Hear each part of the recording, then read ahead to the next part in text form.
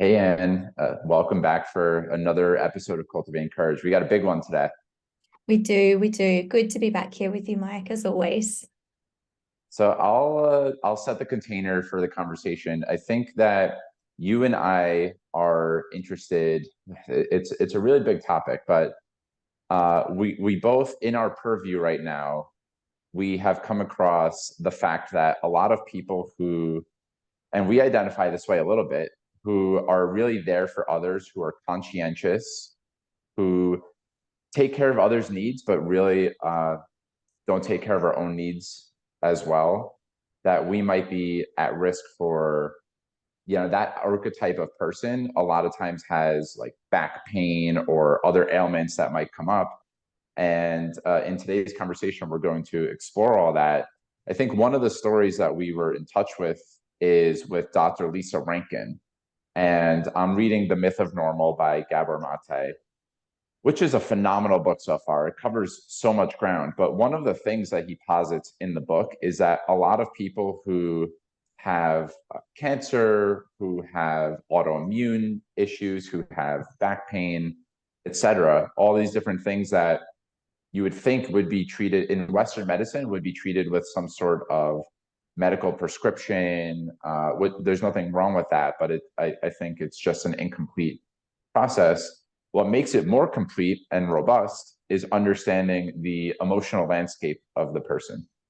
And so with Dr. Lisa Rankin's story, and this is a very familiar archetype, she was someone who went through the medical system, hence Dr. Lisa Rankin, was a doctor. I think she was an OBGYN. I could be mistaken there, but a lot of times was like going birth to birth, helping people make deliveries. And oftentimes, I mean, it's a very treacherous process. Like sometimes you lose babies when you're helping them give birth. It's just that it's not 100% success rate. And all the while, she was just told over and over again to like not feel it. You have to just be there, move on. And I think in the moments that's okay, but she just was like, even if she was behind closed doors, she recounts that doctors would tell her like, you can't grieve. It's not yours to grieve. And so she's repeatedly like shoving down her experience of grief, sadness, anger, all the different emotions. And eventually she had, I think it was cancer, and even the cancer didn't stop her from being the person who was there for other people. She still continued to do that. Eventually, it was in she was in a coma. Like she actually needed other people. She had no choice but to need other people.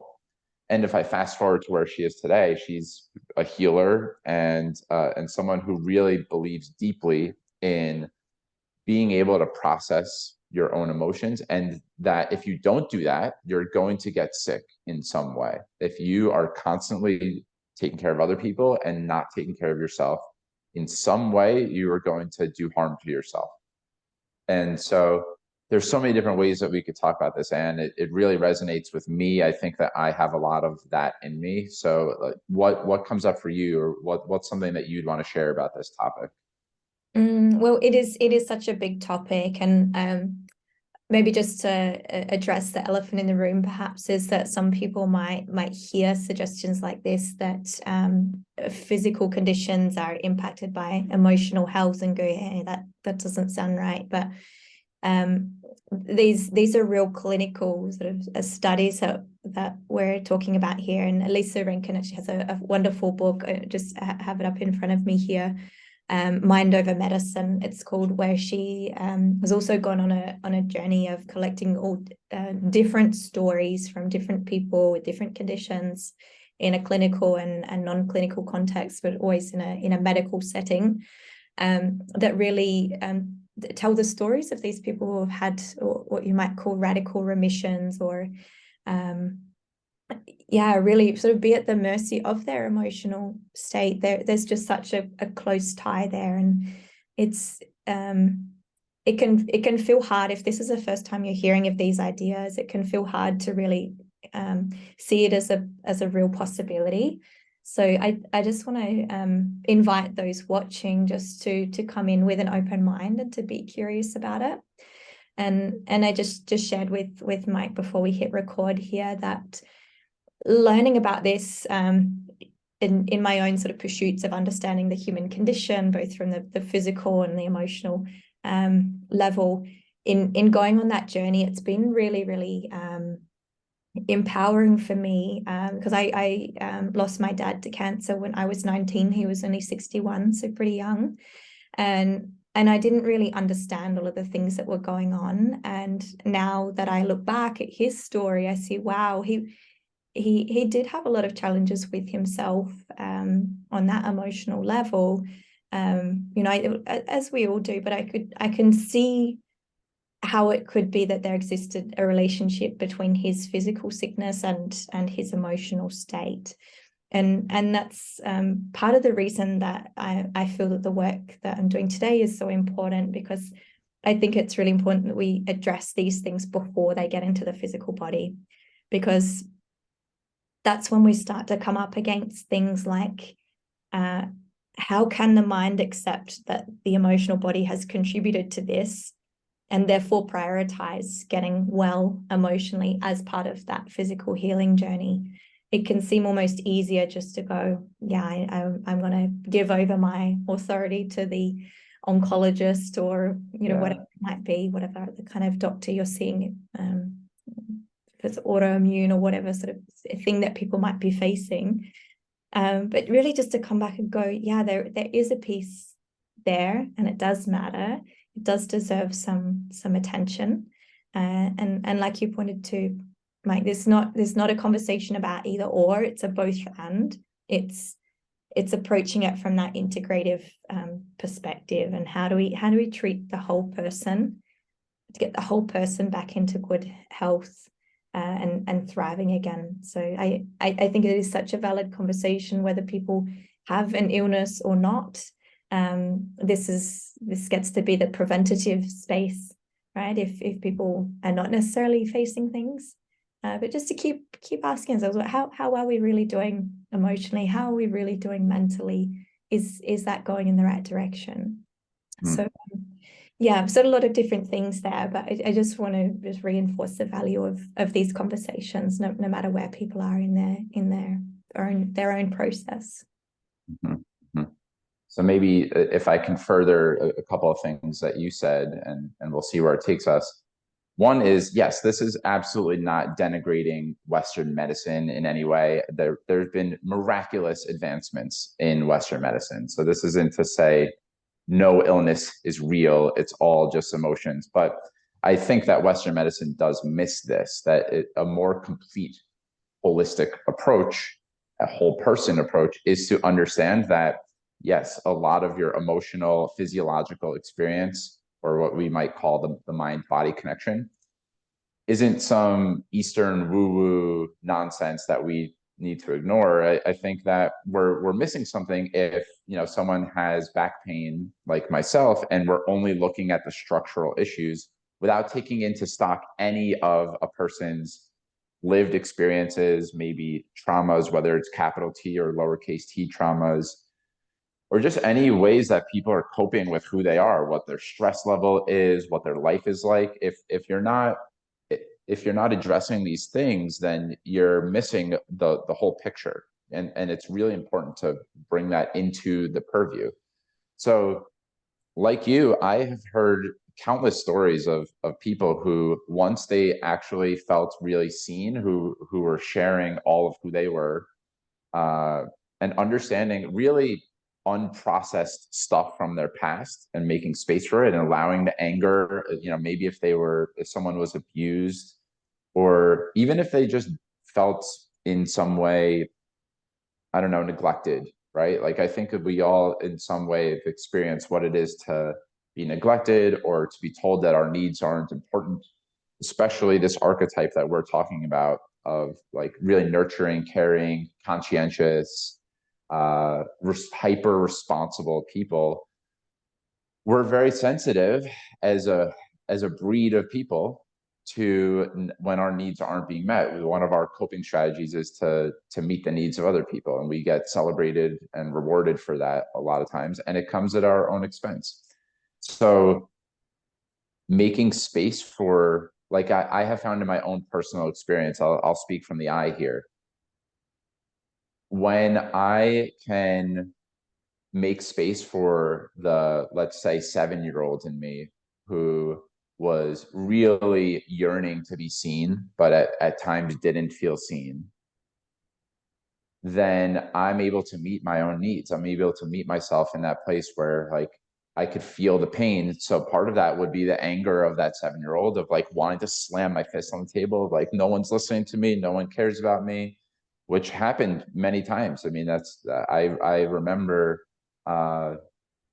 one memory that comes up for me a lot is I was watching TV with my dad, and I was trying to get his attention. I wanted his attention so badly, and it wasn't, anything that he did drastically wrong.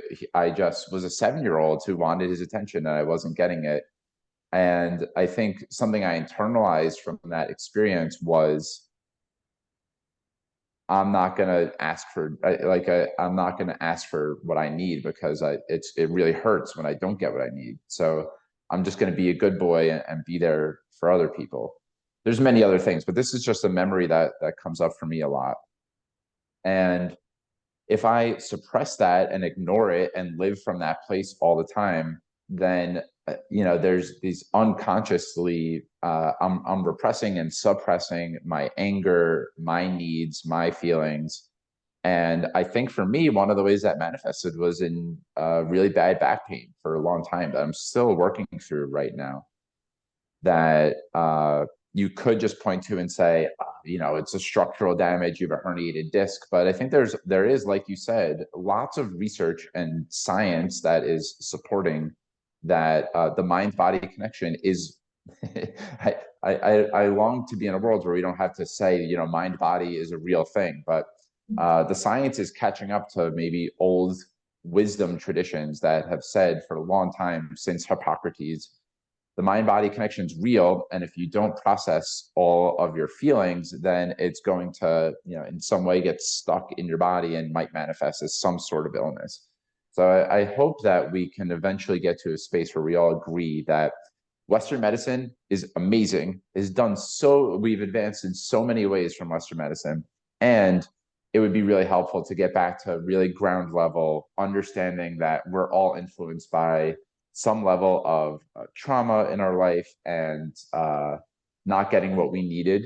And our lived experience of being a person matters just as much as paying attention to wherever the physical illness is manifesting. Mm, mm. I love that. I think the back pain one is a really interesting one, Mike. Thank you for being open and sharing about your own experience there. And I think a lot of people can relate to that. And what I found particularly interesting, there was a great podcast on Dr. Rangan Chatterjee's podcast, Live Well, Feel Better or something. I can't remember the name of it exactly, but I recall a conversation he was having with a specialist about the back pain that he was experiencing, and some really phenomenal research that went into it, that looked at people that actually did take the pictures and have a look on the inside, and they looked at people with pain, and they looked at also people that did not have pain, and some of the imaging that they got from people that didn't have any pain, they would look at them and be like, how can this person even walk? Like, they should have pain based on what the physical body is doing, whereas some of the people that did have pain only had like a really small kind of sort of some sort of deformity or problem happening really in the localized area. And that was really striking to me, that it worked both ways. And they talked about this idea that really pain is something that's neural. So there's so many fascinating ways to look at this. And I agree with you. It's really hard to separate the mind and the body. And I think we've attempted to do that in more recent centuries. But as you said, we're coming back to some of that older wisdom now, that actually maybe it is an interconnected system. Maybe we can't talk about one without talking about the other. It reminds me of the one of the Hermetic principles. It says that the universe is mental, right? So everything kind of starts from the mind. everything sort of manifests from that. So there's a lot of different angles we can take here. But I really want to invite people into the potential of this also. Mm-hmm. And it's like, how much power do we really have if we start to really play with the way that we think about these things a little bit, and open ourselves up to more curiosity around, okay, what could really be going on here? You know, what could be happening with that back pain? And coming back to the eye, something that I've personally experienced is a syndrome where my circulation doesn't work properly in my hands. And that's something I also believe has to do with the mind-body connection, and something that's happening inside of me that's causing this symptom, because not everybody has it. The medical field can't really explain it. There's not a lot that can do to influence it, other than to think about it in a different way. And the solution I got from my doctor was to wear gloves. So it's really interesting when you start bringing these things to yourself, and it can be a little bit overwhelming, because it is hard to change the way we think about things. So I also don't want to gloss over this too much and say, oh, you know, just change the way you think and then you'll heal your body. Like, changing the way you think is such a big thing. There are some hurdles to overcome there. But if we can just sort of edge into that piece by piece, and start our sentence with I wonder, I wonder if I thought about this a little bit differently. I wonder if I just go a little bit easier on myself, if maybe my hands won't feel so cold. Well, maybe I wonder if I ask for a little bit more support from people around me, whether my back might feel a little looser, that tension might ease up. So I think that's important as well, not to have that expectation on ourselves that we can just sort of switch in our heads and then, you know, we're by miracle we're better. Maybe it can happen that way, but really just to work on the openness. I think that's a good step, and to gather information. I think Gabor Mate's book is a great place to start, the one that you mentioned.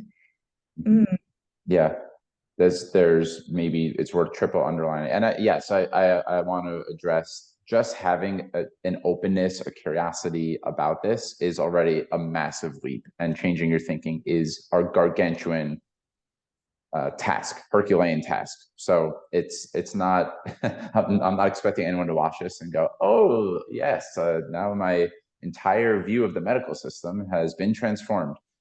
Merely, if we can bring a little bit, like a what if type of questions. What if my emotions are contributing at least a little bit to my physical experience? That's a beautiful question to be asking. And anyway, I think we can go on a whole other tangent about when we ask questions that the universe might provide answers for us. But I think it maybe on a really practical level, are you familiar with lab coat syndrome? No, I'm not. A lot of people, when they go to a doctor, have like their blood pressure goes up. Just the anticipation of going to a doctor brings a certain level of fear. So it makes their markers come out differently than if they were at a resting rate where they weren't with a doctor. And I think a lot of lay people who don't believe it, who, you know, would almost look at Western medicine as the gold standard, and almost in like a religious way of like doctors they have the answers, would subscribe to the fact that, you know, the fear that someone's or the anticipatory fear and anxiety of going to a doctor is a real thing that does contribute to your markers. So it's like a really practical level. I wanted to name that. I think that a lot of us could subscribe to, our physiology changes when we are in the company of different people, and our stories and our thoughts really matter. So another thing, that this is where I wanted to triple underline, doctors have so much power in our society. And I'm not saying that in a bad way, but a doctor has a lot of influence on the way that we think. So I remember when I first got my back pain, one of the doctors who I really trusted said, everyone gets back pain. you started to have back pain a little bit earlier, but it's something that's going to happen for everybody. And there were maybe deeper levels of like, this is going to be with you for the rest of your life. And because of how much trust I place in the doctor, I think I started to have a deeply ingrained belief that I am going to have back pain forever unless I get some sort of structural remedy. And so if there's doctors who are watching this, I think that would be even my call to you is, if you have the what if I think about this differently, you have so much power as a doctor, whatever type of doctor you are. People go to you to learn something about themselves. And there's again, we can go deeper into like what is an ideal doctor patient relationship. A lot of us, we're not in touch with what's happening inside, and we want a doctor to tell us what's happening. And a beautiful practice to get into is like, how can I foster a little bit more trust? What if I started to get in touch with what's happening in my world enough that a doctor isn't telling me what's happening, and it doesn't get to override what my personal experience is. They have a certain level of expertise, but they don't know, if they don't know anything about my life, how can I become my own advocate, really is what I'm saying. Like, get in touch with who I am, and not give all of the power in my life to this doctor. So that's been really transformational for me. That's why I've gotten so into nutrition and making my own kind of empowered choices. I've had lots of frustrations in my own personal experience, and unfortunately, I think that's a lot of times what precipitates someone being open to changing their thoughts and their beliefs. And that's certainly been true for me. Is I realized I'm not getting better from my experience with doctors. Like, they've done amazing jobs of maybe giving me temporary masking of symptoms, but I don't feel like I'm getting to the root of what's really happening here. And so in a full integrative approach, I really long for that to be true of our medical system and of all systems, that we can, yes, sometimes like masking the symptoms is absolutely necessary. And having more of a foundational root cause look at these things can help more people be well in our worlds. Like that, I think so many people are looking for answers on how we can be more well. And this is one of the ways that I have found to be true, is to just get to understand ourselves, share more of who we are. It's really, I wish I had more stories up for me right now. I've just heard countless story after story, and the research is starting to support this, that if we can share all of who we are, we're more likely to be whole and heal. Mm, yeah, absolutely. Yeah, I love what you shared there, Mike. And again, it's a big topic to talk about, right? But as you're talking about this, and the idea of for me, it's about spreading the agency a little bit as well, right? Like, Mm-hmm. there's so much about agency to the professional in the room, the one who should know, the one who we expect to know, because we also we put a lot of pressure, a lot of responsibility towards the doctor. But it's almost like by taking that some of that back for ourselves, it's almost like putting another leg on the stool, right? It's like we're trying to sit on a stool that's only got two legs on it. So if we put the third one on and take back some of that agency for ourselves, it really creates a more balanced dynamic. And I think as well, it's worth mentioning that we also get to ask other people for support. Mm-hmm. We do get to Absolutely. lean on people around us. And it's hard for some of us to do that, especially as you mentioned, you and I both fit into a little bit that archetype of the caretaker. We like to make sure other people are okay, and it's easy to forget about ourselves. So it's also difficult to kind of ask other people to help us meet our own needs. So there's a certain aspect of ourselves that we need to overcome in order to do that as well. So anybody that's watching that recognizes that kind of tendency to care for others before themselves, just reminding yourself of that, and going, okay, it is actually all right to put me first. It is okay to even bring others in to help me, just to give me the support that I might need. It's such a big thing. And Yeah, I've also worked with clients, particularly using the hypnotherapy tool that I have at hand, who have had unexpected physical improvements in their condition through doing that emotional release work.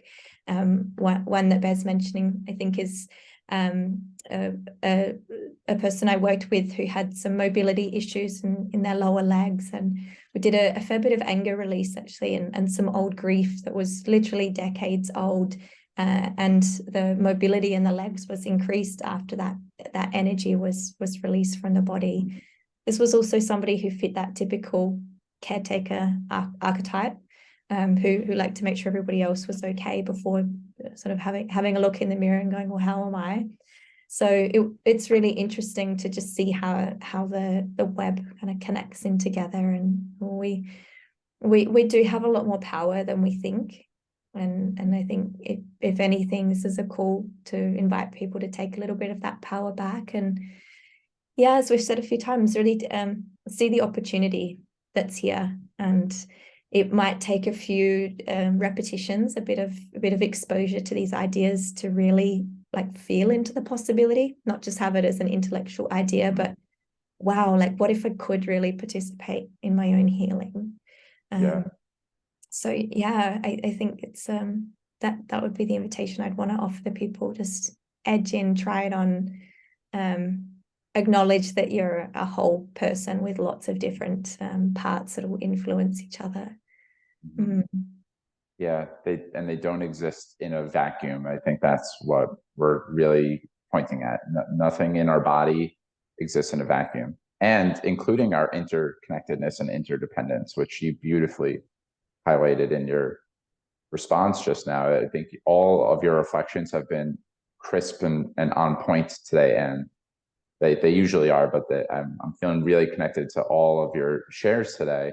And almost paradoxically, one of the byproducts of agency, at least in the way that we are describing it, when you start to get in touch with what choices you want to make, not just for other people's approval, but for your own, is that we know when to ask for help, and we know our interconnected nature. So it becomes like when we take our own power back, we're also connected to how much other people matter in our life, that we can't do our healing in isolation, that we all need to connect with each other.